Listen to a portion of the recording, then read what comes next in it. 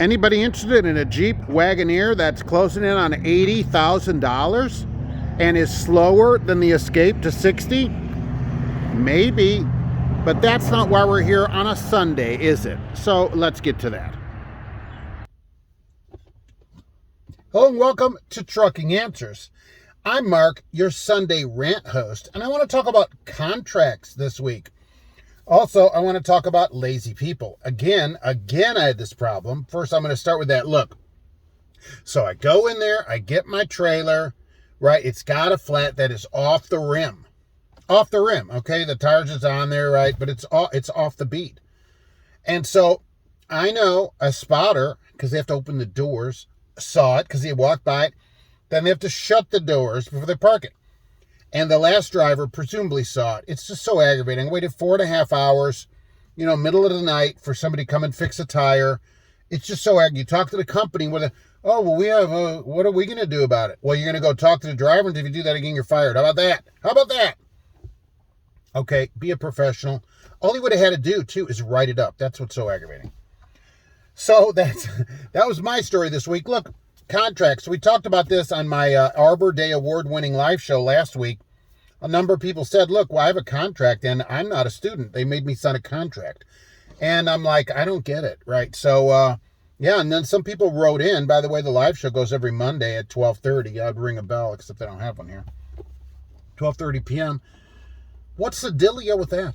Who's got a I want to hear from people that have a contract, that had to sign a contract, but are not there as a student. What are we doing here? So companies here, what other company does that? You go work somewhere and they're like, oh, you have to pay us back if you don't stay here so much? What? I mean, really? Is this now a thing? As if there weren't enough problems at companies with new people where they're like totally hosing new people, as if they come in the door and start beating with baseball bats is the only thing they haven't done yet. And now I got to hear that experienced drivers also are signing contracts.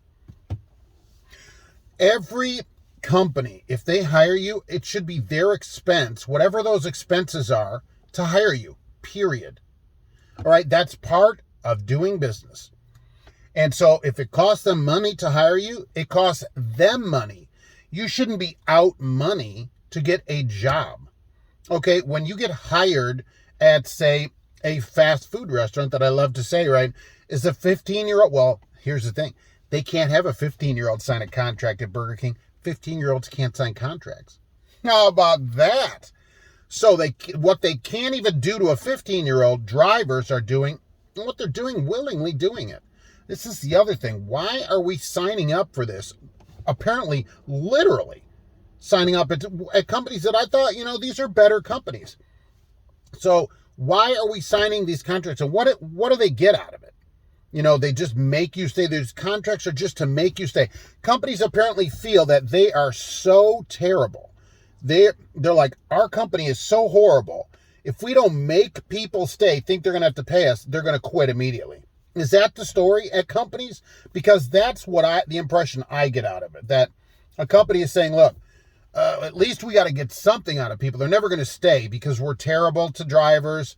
And, we basically hate them. We just tolerate them. So, hey, Johnson, what do you think? Well, boss, let's make them sign a contract. They have to pay some stuff back. That's a great idea, Johnson. Is that what's happening at these companies? Is that what is going on?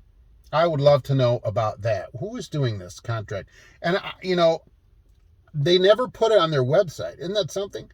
That's not in there. I can't find it on websites. I can't even really find people talking about it. That's why I wonder how often this is happening. I'm like searching, and there's not that many drivers that are experienced drivers talking about contracts. So if this is a thing, I'd love to hear about it, because we need to start giving these companies some grief about it, like big time grief. It's time to crank up the grief level to these places to number 10. So let's get that started, and let's crank it all the way to 11 and rip off the knob. That's what they say on morning shows, on crazy, wacky morning shows.